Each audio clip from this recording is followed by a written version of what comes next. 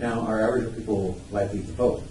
Well, that's because if you're the NDP and you're looking at this saying we need to get these people out to vote, but are they, the Aboriginal peoples, First Nations people, likely to actually go out and exercise that right that they hold since the 1960s? Yeah, we know across Canada, the First Nations people, the turnout is far, far less than the general population. And there are a couple of things that come into the mix when you look at that. In the general population, younger adults are far less willing to vote than older adults. And you and I know that the First Nations community is a very young population in Manitoba. So the fact that the baby boom is occurring right now in the First Nations community, that a lot of people in their 20s and their teens, that has an impact on their turnout, just in the same way if the general population had a lot of people in the young adult category. So that's one thing. The second thing is that voting behavior is often learned in the home. And there are a lot of people whose parents or grandparents didn't have the right to vote.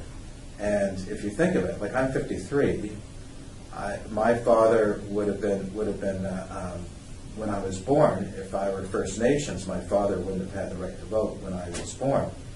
Later on, he would have had the right to vote, but he might not have picked up that behavior. And then if I think about my behavior, that I learned behavior like a whole lot of things, like how to drive and how to socialize, etc. If my parents didn't vote, then I might not be thinking about voting when election day comes on. So there's a kind of a socialization process in terms of voting that First Nations, for many families, they've never adopted the behavior of going to the station. The other thing that we have to think about, Robert, is many First Nations, as you know, are of low income. There's a real problem of poverty. Yeah. And we know that poverty, regardless of what community you're part of, if you're poverty stricken, that you have other things to worry about. And also you might be harder to reach by politicians. So if you don't have a landline phone, how's somebody going to phone you during the election to tell you there's an election going on? And even if they knew that you were supporting their party on election day, how do they phone you to get you out to the voting station? So, and also if you're poor, if you're a single mother and it's election day and you're taking care of your 4-year-old kid, you have other things to worry about on that day than trying to get out the door, get all the way to a voting booth, vote, and then get back. So poverty is a real inhibitor of voting. Do you think, down in the United States, when Barack Obama was first elected in 2008, there was an upswing in the participation by African Americans in that election, and it seems to stay quite steady. They did have a decline in 2012, but they seem to see that they're participating more, they're voting more. Yeah. If there was an Aboriginal person who was running, would that mobilize that base? You know, there is some impact, and that was our 2007, our study about the 2007 election that Lolena and I worked on. And we did find that there was a small impact when there were Aboriginal candidates running in an election. It sometimes depends on which party. Like if the Conservatives ran a First Nations person in a certain riding, it would have less of an impact than let's say, an NDP candidate who's running. For instance, in the PA, the Conservatives ran a fairly well-known First Nations woman who was a business person in the PA, and she didn't do very well compared to a First Nations candidate for the NDP. So when the Conservatives run a First Nations candidate, it's usually in First Nations areas, and that's kind of canceled out by the NDP because they're running a First Nations. Sorry, it's a long-winded answer to your question, but let me back up a little bit and talk about the Obama election compared to, and black support compared to, let's say, in Manitoba, First Nation support in election. In the United States, when you vote for a president, the votes count on a statewide, so if you're in Missouri, everything's counted for all of Missouri. It's not by the individual precincts. Same thing with California. You as a Californian can vote, and how all the votes in California go to one or the other. So you feel, if you're in a swing state, you feel that you have an impact. So Obama's lower income black voters, many of them felt that This is their opportunity to have an impact. Their vote counted. In Manitoba, many of the ridings are safe seats for one party or the other. In 2007 and 2011, now this isn't in my data, but I'm just saying as a political scientist, if you live in northern Manitoba, you say, well, why should I vote? Because the NDP always wins. If I'm in Orange La Prairie, I might say, why should I vote? The Conservatives will probably win.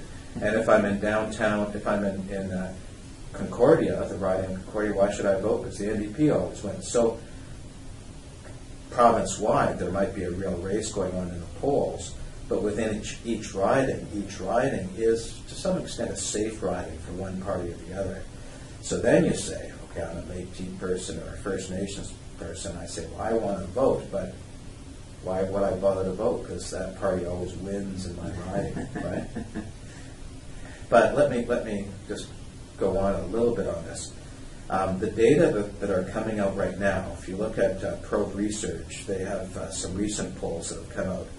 The Tories, the Progressive Conservatives, are really starting to charge ahead of the NDP in certain parts of the province, which, although there's still 2 years to go to the next election, is going to be, I think it will be a close election. And that we will see more people turning out if there's a sense that Selinger is in a tough battle with Pallister, the Conservatives, and with a new Liberal leader, who knows what happens there.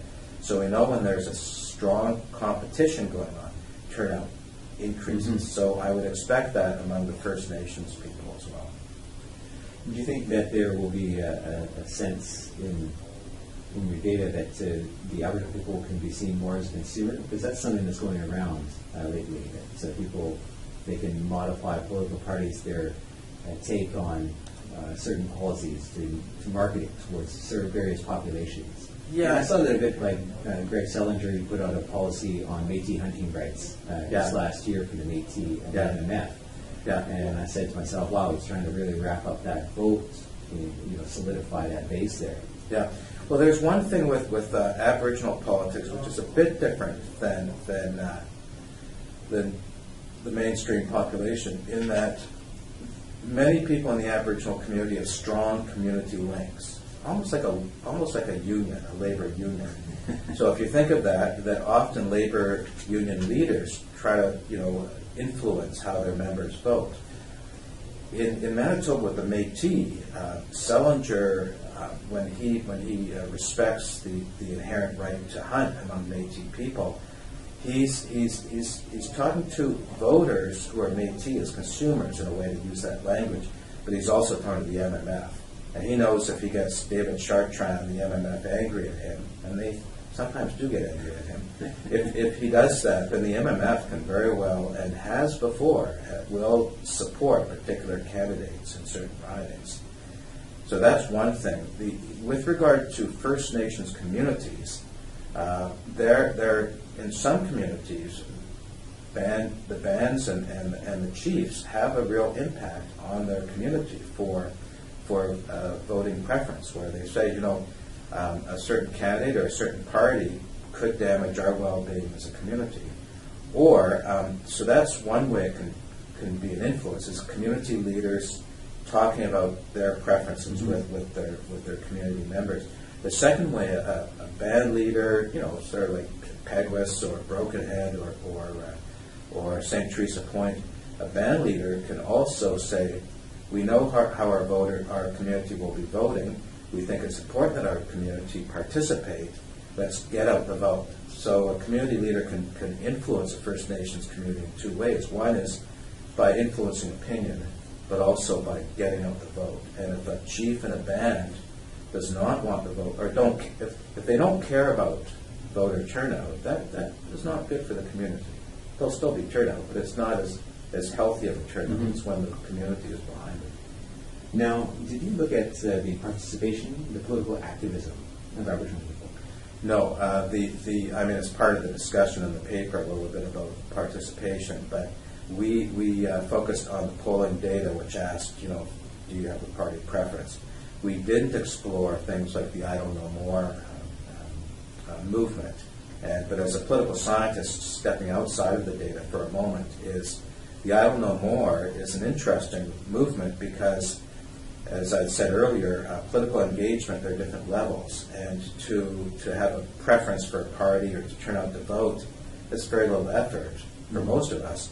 But then to actually show up at Portage and Main or out in West Portage Avenue at 30 below zero holding a sign, like that's a lot of work, right? You got to take time off work or from schooling or from childcare, and to go out there like that's not a lazy. Well, on Saturday I was participating in the UN Special Reporter for Human Rights and Indigenous Rights. Yeah. It was in Winnipeg, and I guess the Manitoba Chiefs blocked Portage and Main. It was all done with the police effort and everything like this. It was all very safe, but there were about 500 people that came down. Yeah. We were in Jingle Jets, and I was looking around and all these people and thinking, it's 10 o'clock on a Saturday morning, this is what we're all doing. Yeah. Well, Robert, I was reading First Nations Voice in August, and there is a community liaison police officer who writes a column sometimes in there. Mm-hmm. And he was talking as if it was disruptive to police resources, the I Don't Know More. And he was talking as if it was assumed that the I Don't Know More campaign had fizzled out. And I thought, oh man, I don't think so. And we're seeing now the I Don't Know More. And here's the other thing that I find very interesting as a political scientist is that it's a youth movement. In a way, it's a bit like the flash mobs we saw on campuses a couple of years ago. But it's also very akin to the environmental movement, is that there's no particular leader that you can point to. There are leaders within the movement, but there's no particular leader. So it's not like interest group politics or union politics or First Nations and Metis politics of band leaders or national chiefs, etc. These are like people just coming out of the grassroots, some who are associated with their bands, etc., and the media, but others who are just young people showing up, and that's going to have a great impact for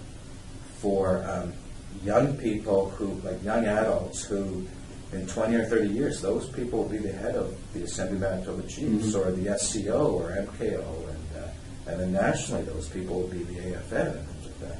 So if I was the premier, or if I was the opposition leader, and I was looking at this research, what should I take from it that would be really important for a political leader or a political operative to understand about what's going on? Well, I think there's nothing new in our research for the NDP. I think the NDP has a very good handle on Aboriginal voters and the potential of Aboriginal voters. The NDP has had a very strong record going back to Ed Schreier in 1969 of having a strong connection to First Nations communities, and if we look at Schreier, Howard Pauley, and more so with Gary Doer, is that they have senior people as deputy ministers as well as ministers who are First Nations persons, and so I think they have a good handle on what the lay of the land is with regard to potential support and what support they can get. The Progressive Conservatives, on the other hand, it's not so much part of their background of having First Nations people. They have some people in there, but it's not a strong suit on their part. So the data for them would show that the NDP continues to be strong. I think where they might have some leverage is with the Métis community. So if they focus on certain Métis communities and solidify their support with Métis, and we know that the Progressive Conservatives and Federal Conservatives have worked with Métis more closely, going back to Brian Mulroney, so they know that as well. The interesting thing for the Liberals is the Liberals in the mainstream population, the Liberals are more of an urban party, like River Heights and a few other pockets in the city. The Liberals, provincially outside of the city, they actually do get a fair amount of attention. First Nations communities, not just Métis, but First Nations communities. In part because the federal Liberals, being long-standing governments, have built up a relationship to many First Nations communities. If you think that Tina Keeper was the Member of Parliament for Northern Manitoba. So there's that. The other thing is that John Gerard, the outgoing Liberal provincial leader, has been very, very active. And, I was at at a reception, Peguis-sponsored reception in a part of Winnipeg a couple of years ago, and there was John Gerard. You see him, he's everywhere with the Metis, with First Nations functions, and I think he's been very good in promoting the Liberals across the province, and sort of go on and on here, but the Liberals have been more open to candidates sort of coming out from nowhere to say they want to run in a riding. In part because the Liberals have often been outside of the city really third-party options. They really haven't had a chance to win a riding outside of Winnipeg for many, many years. So the Liberals have been very open to having First Nations or Métis candidates running for them because these people want into the political world, mm-hmm. and the Liberals have been the most receptive because they've got the most openings for people to run. The NDP is harder to run as a First Nations person who hasn't been a candidate in the NDP. It's hard to get in because all those spots are taken, whereas all those spots are not taken by the Liberals. So it's easy if I were Brokenhead or Peguis or another First Nations community and I wanted to run in the provincial election, it'd be much easier for me to jump into the Liberal mm-hmm. Party to run. Now, whether winning the election would be another thing. Well, thank you very much. Thanks, Robert. It's been fun. So I've been speaking with Dr. Christoper Adams from the Rector of St. Paul's College at the University of Manitoba.